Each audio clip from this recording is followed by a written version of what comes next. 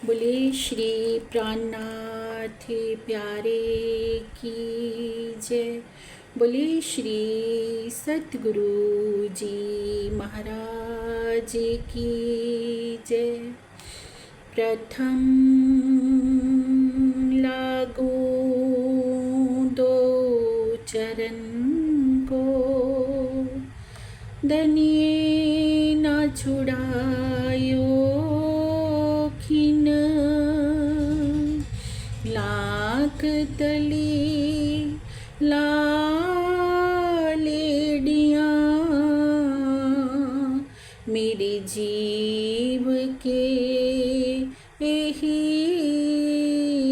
जीवन, इन पाँवों तले पड़ी रहूं, धनी नजर खोलो बातून, पलना वालों निरखूं नेत्रे मेरे जीव के यही जीवन। चर्चा प्रारंभ होती है, सुनो साथी चित दे, भजो राजेश्याम श्री प्राणनाथ, सखी जीवन हमारो श्री महामती कहे सुनो साथी जी, भैया चरे चाका बखत, अब तुम सुनियो चित दे, लाल आगे आए बैठे इन तखत, लाल आगे आए बैठे इन तखत। बोलिए श्री प्राणनाथ प्यारे की जय। बोलिए श्री सतगुरु जी महाराज की जय। प्रेम प्रणाम जी सुंदर साथ जी। प्राणाधार सुंदर साथ जी, कल की श्री बीतक चर्चा में हमने सुना अष्टपहर की सेवा में पहले पहर की सेवा, कि किस तरह से इस छठे दिन की लीला में हमें अपने प्राण प्रीतम अक्षरातीत को रिझाना है। पहले ही पहर की सेवा में धनी जी ने क्या इशारा कर दिया हमें? धनी जी की सुंदर शैया को अपने धाम हृदय में बसाने का। कल हमने जाना था कैसे वो सुंदर सेजिया हमारे धाम दिल में शोभायमान हो सकती है। आज की चौपाई में हम जानेंगे सुंदर साजी कि कैसे जब वो सुंदर सेजिया आत्मा के धाम हृदय में सज जाती है तो फिर क्या शोभा होती है उस ब्रह्म आत्मा की। तो सुनते हैं आज के प्रसंग में। प्रेम प्रणाम जी। प्रेम प्रणाम जी।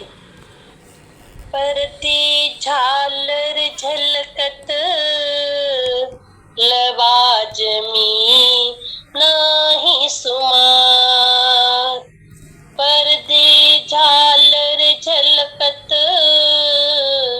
लवाजमी नाही सुमार, सेवी प्रेम दास जोश में द्वारका दास खबरदार,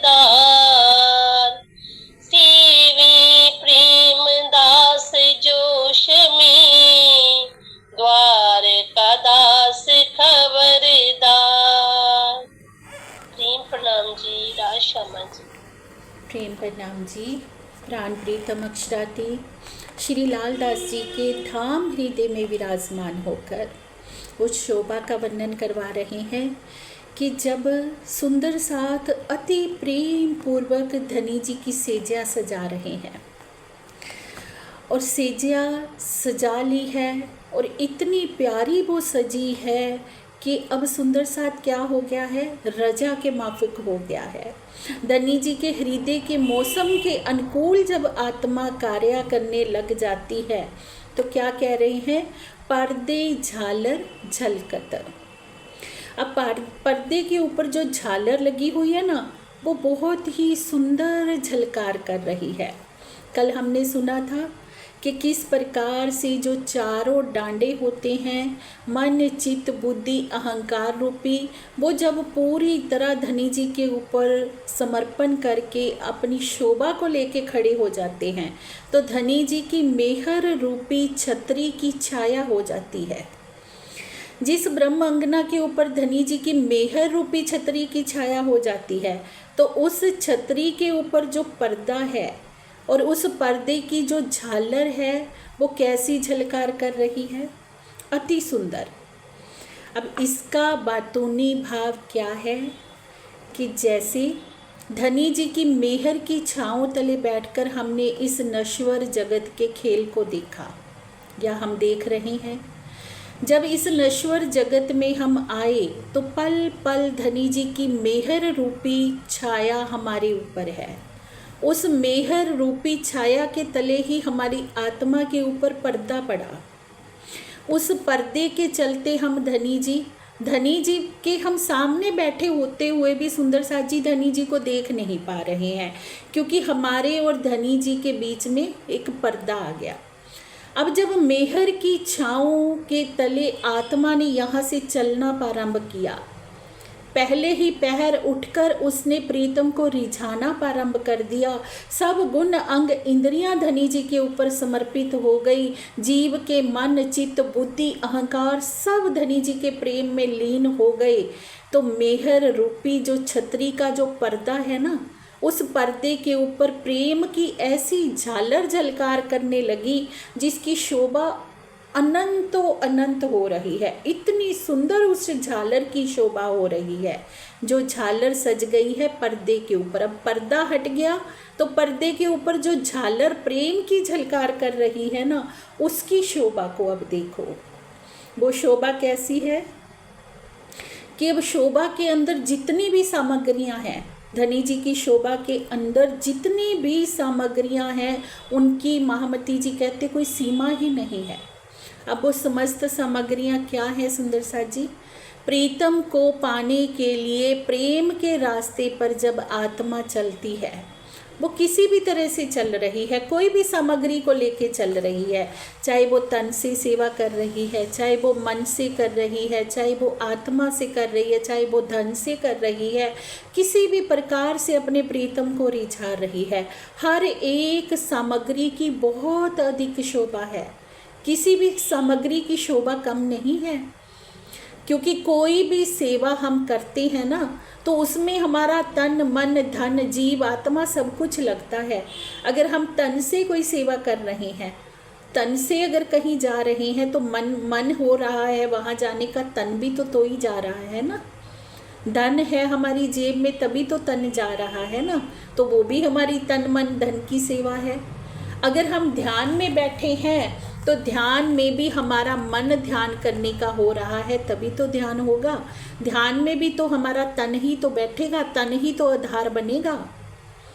इसीलिए किसी भी सामग्री की जो शोभा है ना, धनी जी कहते वो कम नहीं है। धनी जी को रिझाने के लिए जो भी सामग्री को लगाया जा रहा है वो अपार शोभा वाली है। और ये सेवा कौन कर रहा है? सेवे प्रेम दास जोश में द्वारका दास खबरदार। कौन सी आत्मा इस सेवा को करेगी? प्रेम के जोश में भरकर क्या कह रहे हैं? प्रेम दास जी शैया को बिछाने की सेवा करते हैं और द्वारिका दास जी अपनी सेवा के प्रति बहुत ही सतर्क रहते हैं। अब प्रेम दास जी नाम के अनुकूल, उनकी शोभा के अनुकूल ही नाम भी है सुंदर सा जी। प्रेम दास कौन है? कौन सी ब्रह्मात्मा जो प्रेम की दास बन के रहेगी, धनी जी के प्रेम के ऊपर ही पूरा समर्पण करके रहेगी कि प्रीतम मुझे तेरा प्रेम चाहिए, मुझे तेरे प्रेम के अतिरिक्त और कुछ नहीं चाहिए। प्रेम दास कौन करेगी? प्रेम के जोश में भरकर प्रेम दास सखी शैया बिछाने की सेवा कर रही है, क्योंकि उसको क्या चाहिए, अपने धाम हृदय में सिर्फ अपना प्रीतम चाहिए और कुछ नहीं चाहिए। प्रेम की दास है वो सखी। अब दास की हम बात करें, दास, प्रेम की दास कौन अंगना बनेगी? हम कहें कि हमारी तो दास भक्ति नहीं है, हमारी तो अनन्य परा प्रेम लक्षणा भक्ति है, तो दास कैसे हम हुए? दास का भाव क्या है? जैसे एक दासी होती है ना, वो डरती रहती है अपने मालिक से। अभी हमने प्रेम पाती में सुना था महाराज जी क्या कहते हैं, धनी जी को कैसे रिझाना है? डरते हुए, कि हमारे अंदर प्रेम का अभिमान ना आ जाए। डरने का भाव ये नहीं लेना कि हमें कोई राज्य से डरते रहना है, डर के बंदगी करनी है। अभिमान से रहित होकर प्रेम करना।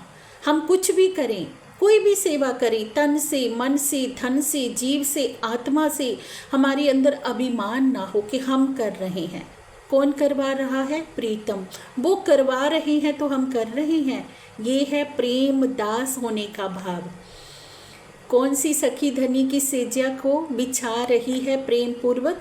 जो प्रेम की दास है। धनी जी के ऊपर जिसने सब कुछ निशावर कर रखा है, उसी के धाम हृदय में तो ये सेज्या सजेगी।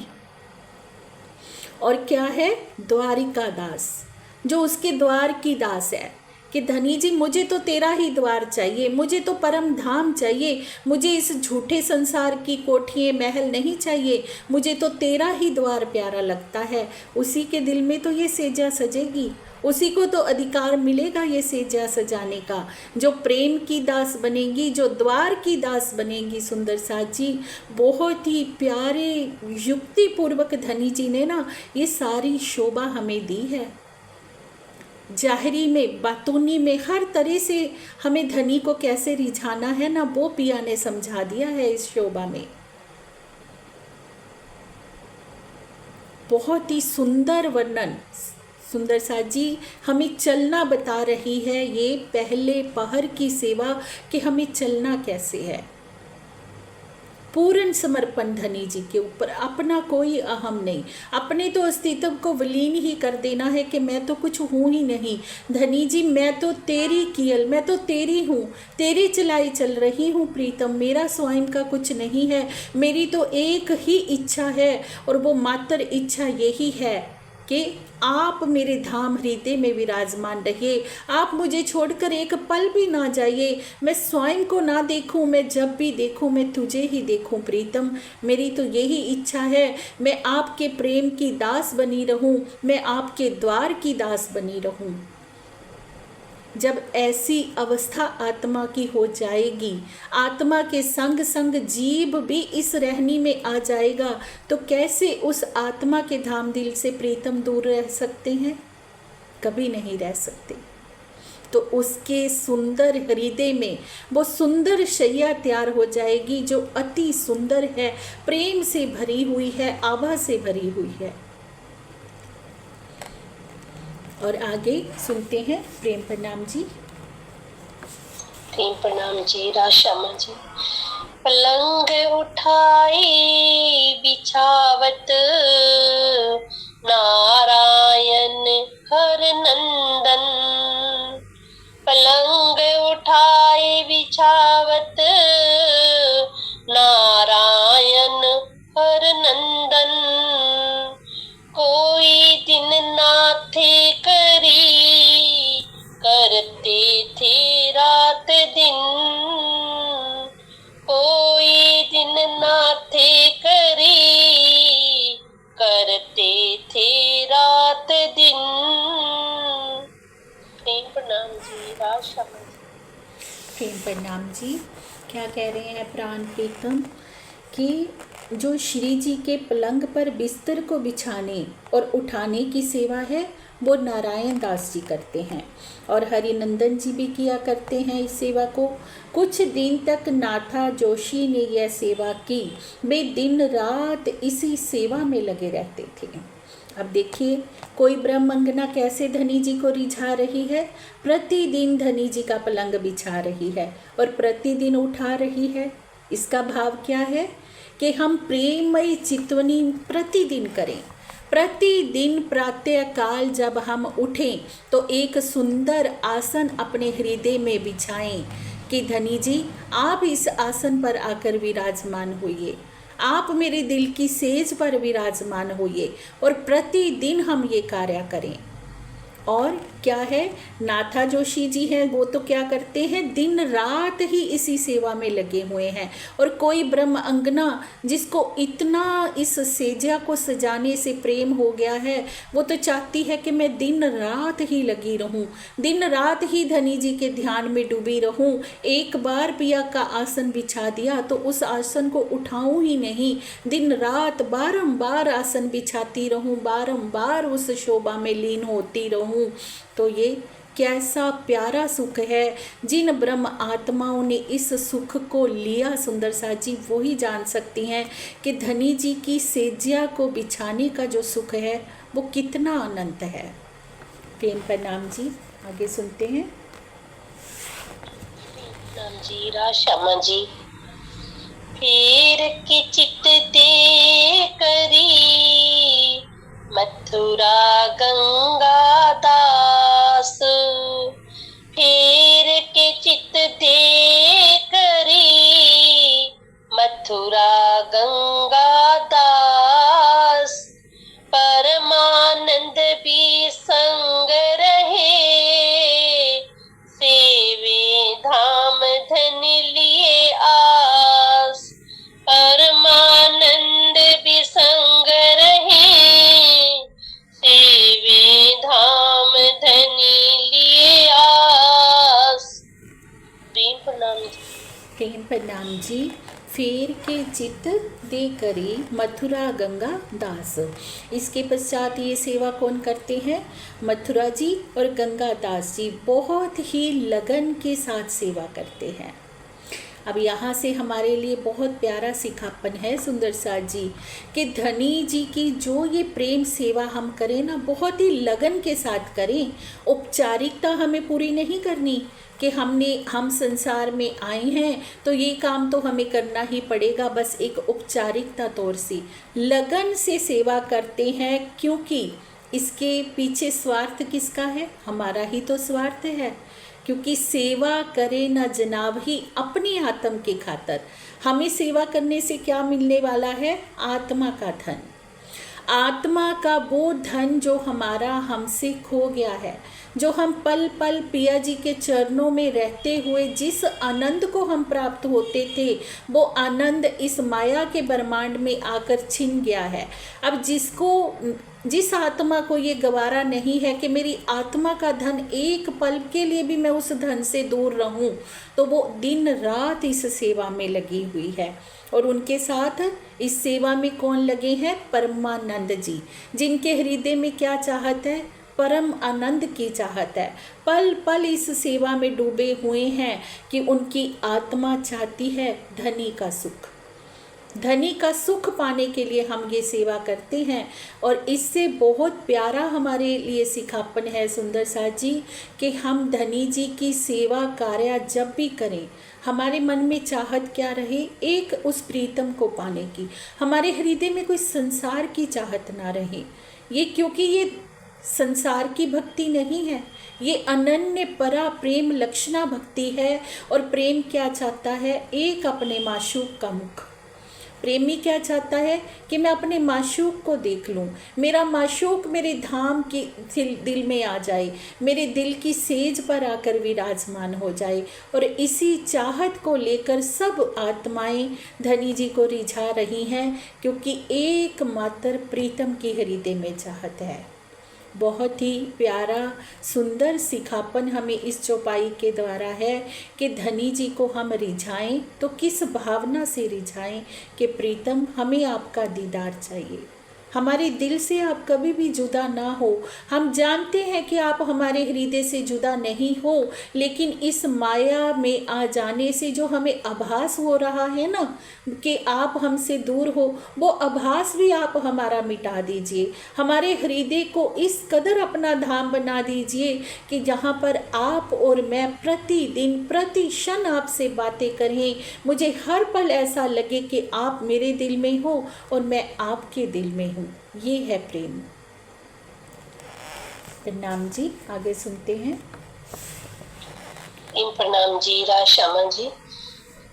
श्याम जी शामिल रहे सीज सिवा के संग, श्याम जी शामिल रहे सीज सिवा के संग, ये चारों चित सो करे जान धाम धनी अर्धंग, ये चारों चित सो करे जान धाम धनी अर्धंग।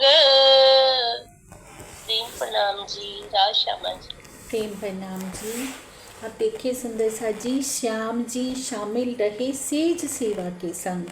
कौन कौन से सुंदर साथ हैं? धनी जी की शैया को सजाने में मथुरा जी हैं, गंगादास जी हैं, परमानंद जी हैं और श्याम जी हैं, जो बहुत ही प्रेम पूर्वक धनी जी की सेवा करते हैं। ये चारों सुंदर साथ अपनी आत्मा को प्रीतम अक्षरातीत की अर्धांगिनी मानकर शुद्ध मन से सेवा करते हैं। अब शुद्ध मन क्या है? सेवा हम करें तो किस भाव से करें? हमारा मन शुद्ध हो। मन में शुद्ध होने का भाव क्या? मन के अंदर कोई चाहत ही ना हो, बस अपने को स्वयं को विलीन कर दें उसके प्रेम में। अगर मन में कोई अशुद्धि होगी, संसार की कोई चाहत होगी, तो वो हमारे रास्ते की रुकावट बन जाएगी। वो हमारे और प्रीतम के बीच में पर्दा बन जाती है। सुंदर सा जी, धनी किसको मिलते हैं? किस ब्रह्म आत्मा को? जिसका मन शुद्ध होगा, जिसके मन में एक प्रीतम की चाहत होगी कि धनी मुझे तेरे अतिरिक्त कुछ नहीं चाहिए। और धनी जी को कैसे रिझा रहे हैं? अपने को प्रीतम की अर्धांगिनी मानकर। बिना अर्धांगिनी का भाव लिए हुए धनी जी कभी भी दीदार नहीं देते हैं। जब तक हम अपनी आत्मा का स्वरूप खड़ा नहीं करेंगे ना, तब तक प्रीतम का दीदार संभव नहीं है। अगर हम अपने जीव भाव में डूबे हुए हैं, हमसे पूछा जाए कि आप कौन हो, अगर हमारा ये अस्तित्व खड़ा है कि मैं तो ये अमुक व्यक्ति हूँ, मैं तो पुरुष हूँ या मैं स्त्री हूँ या मैं बालक हूँ, तो तब तक कैसे? जब तक हम अपनी आत्मा का स्वरूप खड़ा नहीं करेंगे कि मैं इस संसार में ना किसी की माँ हूँ, ना बहन हूँ, ना बेटी हूँ, मैं तो अक्षरातीत की अर्धांगिनी हूँ, ना मैं बूढ़ी हूँ ना मैं जुबान हूँ। आप पुरुष हैं तो अपने पुरुष तन को मत देखिए, आप स्त्री हैं तो अपने स्त्री तन को मत देखिए। एक अपनी उस चेतना को देखिए, उस आत्मा को देखिए जो अक्षरातीत की प्रतिबिंब स्वरूपा है, उसकी ही अंग रूपा है, उसकी अर्धांगिनी है कि प्रीतम मैं तो आपकी अर्धांगिनी हूँ। जब मैं आपकी अर्धांगिनी हूँ, जब मैं आपका आधा अंग हूँ, तो एक अंग से आधा अंग कैसे जुदा रह सकता है? हमारी पूर्णता किसमें है? आत्मा की पूर्णता किससे है? प्रीतम से। प्रीतम की पूर्णता किससे है? आत्मा से है। अगर आत्मा धनी के बिना नहीं रह सकती तो प्रीतम भी तो नहीं रह सकते। प्रीतम भी तो बाट देख रहे हैं, पर आत्मा के हृदय में जब तक वो भाव नहीं आएगा कि प्रीतम मैं आपकी अर्धांगिनी हूँ, आपका आधा अंग, आपका हिस्सा हूँ, तो जब आपकी हूँ तो आपसे जुदा क्यों हूँ? जुदा धनी ने नहीं हमें कर रखा, जुदा हमें हमारे संसार के विचारों ने कर रखा है, जो विचार हमें अर्धांगिनी मानने पर विवश करते ही नहीं, जो विचार हमें ये विवश करते हैं कि तू तो इस संसार में किसी की माँ है, किसी की बेटी है। हमने महाराज जी के द्वारा बताए हुए पहले ही हरफ में ये बात पढ़ी थी सुंदर सा जी कि सबसे पहला भाव क्या रखना है कि मैं अक्षरातीत की अर्धांगिनी हूँ, किसी की माँ, किसी की बहू, किसी की बेटी नहीं हूँ। ये संसार असल नहीं है। सच क्या है? मेरे प्रीतम। सच क्या है कि मैं उनके चरणों में बैठी हूँ। सच क्या है कि वो मेरे बिना रह नहीं सकते और मैं उनके बिना रह नहीं सकती। तो इसी भाव को लेकर ये सुंदर साथ सेवा कर रहे हैं। अब देखिए, इन सुंदर साथ का तन तो पुरुष का है, मथुरा जी का, गंगादास जी का, परमानंद जी का, लेकिन सेवा किस भाव से कर रहे हैं? ये थोड़ी भाव है कि हम पुरुष हैं, ये भाव है कि हम अक्षरातीत की अर्धांगिनी हैं। अर्धांगिनी का भाव लेकर धनी जी को रिझा रहे हैं। तभी तो उनके धाम दिल में प्रीतम की सेज सजी है, तभी तो वो सेज्या का सुख ले रहे हैं।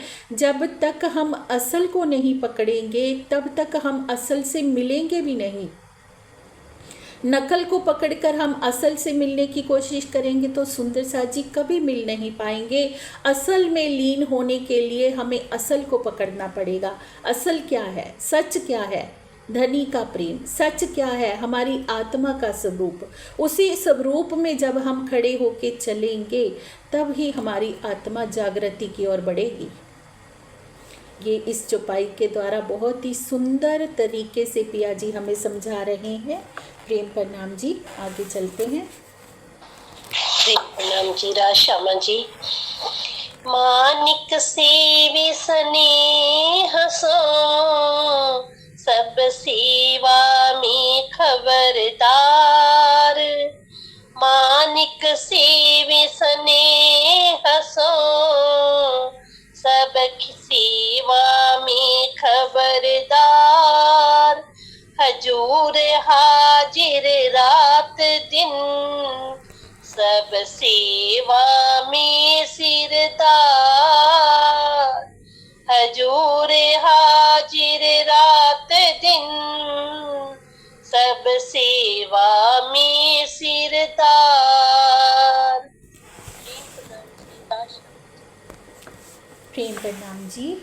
मानिक सेवे स्नेह सो, सब सेवा में खबरदार। अब मानिक भाई जी बहुत ही प्रेम पूर्वक धनी जी की सेवा करते हैं। ये हर प्रकार की सेवा में सावधान रहते हैं। अब सावधान होने का भाव क्या है कि जो सखी सेवा के लिए सावधान नहीं होएगी तो कैसे हम इस माया से बचकर चल सकते हैं। एक कहावत कही जाती है कि सावधानी हटी तो दूर घटना घटी। हम इस माया के जिस संसार में बैठे हैं सुंदर साथ जी, वहाँ अगर हम अपने अखंड सुखों के प्रति सावचेत नहीं होएंगे ना, तब तक वो अखंड सुख हमें मिलेंगे कैसे? अगर हम लड़कपन में ही सारे सुखों को छोड़ते जाएंगे, अगर हम ये कहेंगे कोई बात नहीं, आज ध्यान नहीं किया तो कल कर लेंगे, कल नहीं हुआ तो परसों कर लेंगे, कल परसों नरसों करते करते एक दिन वो समय आ जाएगा कि ब्रह्मांड का प्रलय हो जाएगा। फिर हमारे पास हाथ मसलने के सिवाय कोई चारा नहीं रहेगा। खाली हाथ मलते हुए हम ब्रह्मांड से चले जाएंगे। पर जो सुंदर साथ सावधान हो गए, सावचेत हो गए। अब मानिक भाई जी क्या है? सावचेत होके सेवा करते हैं कि ये सेवा ही मेरा असल सुख है। इस सेवा से मुझे कभी मुख नहीं फेरना। हर समय धनी जी की सेवा में प्रस्तुत रहते हैं। हर तरह से धनी जी को रिझा रखा है। दिल में भी प्रीतम की छब बसी है, बाहर भी प्रीतम को रिझा रहे हैं। हर तरह से सावचेत हैं कि मुझे तन से ना मन से किसी भी तरह से अपने धनी से दूर रहना ही नहीं है। तभी तो अखंड सुख के भागीदार बन रहे हैं। जब तक हम सावचेत नहीं होएंगे तब तक कैसे वो सुख हमें मिल सकते हैं। तो धाम धनी के सन्मुख दिन रात उपस्थित रहकर भी प्रत्येक सेवा में प्रमुख भूमिका निभाते हैं। हर समय धाम धनी के सामने भी हैं और हर एक सेवा को भी प्रमुख होकर कर रहे हैं, अग्रणीय होकर कर रहे हैं। अग्रणीय होने की धनी जी शोभा किसको देंगे? जो सावचेत हो जाएगी। अगर हम कहें, अब देखिए हम इस ब्रह्मांड में भी देखते हैं सुंदर साथ जी, बहुत से सुंदर साथ धनी जी की शोभा में अग्रणीय रहते हैं, है ना। तो पिया ने उनको क्यों शोभा ऐसी दे रखी है क्योंकि वो सावचेत हैं अपने सुखों के प्रति, वो सावचेत हैं माया के दुखों के प्रति। वो जानते हैं कि माया की तरफ हम मुख करेंगे तो दुख ही दुख मिलने वाले हैं, और धनी की तरफ हम मुख करेंगे तो सुख ही सुख मिलने वाले हैं। जब तक हम ये चीज़ को मान के, ये सावचेतनी को मानकर नहीं चलेंगे ना, तब तक कैसे हमारा मुख धनी की तरफ होएगा, कैसे हमें वो सुख मिलेंगे, कैसे हम प्रमुख कहलाएंगे, कैसे। तो बहुत ही प्यारा एक एक चौपाई के माध्यम से हमें धनी जी समझा रहे हैं। एक एक शब्द का बहुत ही गहन आशय है सुंदर सा जी। तभी कहा जाता है ना कि एक शब्द भी अगर हमें लग जाए ना, परम धाम की जो कोई ब्रह्म आत्मा है ना, धनी जी कहते हैं कि वो एक लफ्ज़े से ही टूक टूक हो जाती है। वाणी का एक शब्द भी हमें घायल कर सकता है अगर वो लग जाए। अब एक शब्द हम सावधान होने को ही पकड़ लें तो क्या हम दोबारा माया की तरफ जा सकते हैं? अगर हमें ये दिल में लग जाए ये शब्द कि हमें सावचेत रहना है, जहीं पर हमारी सावधानी हटती है तो वहीं पर कुछ अनिष्ट हो सकता है, माया हमें निगल सकती है फिर से। हमें अपने उन परम सुखों की तरफ सावचेत रहना है। वो सुख हमसे खोने नहीं चाहिए। अगर वो सुख हमसे खो गए तो धनी को क्या मुख दिखाएंगे? धनी से बातें तो हमने बड़ी बड़ी कर ली थी कि पिया एक पल के लिए भी हम आपको नहीं भूलेंगे, लेकिन इस माया के ब्रह्मांड में आए हुए कितना लंबा समय हमें बीत गया सुंदर सा जी। पर सावचेत कौन रहेगा? जिसने धनी जी का आसन अपने धाम हृदय में बसा लिया हो, जिसने धनी जी को ही सब सुखों का दातार समझ लिया हो, वही तो सावचेत होएगा। प्रेम प्रणाम जी। आज के लिए हम इतना ही करेंगे। राम जी।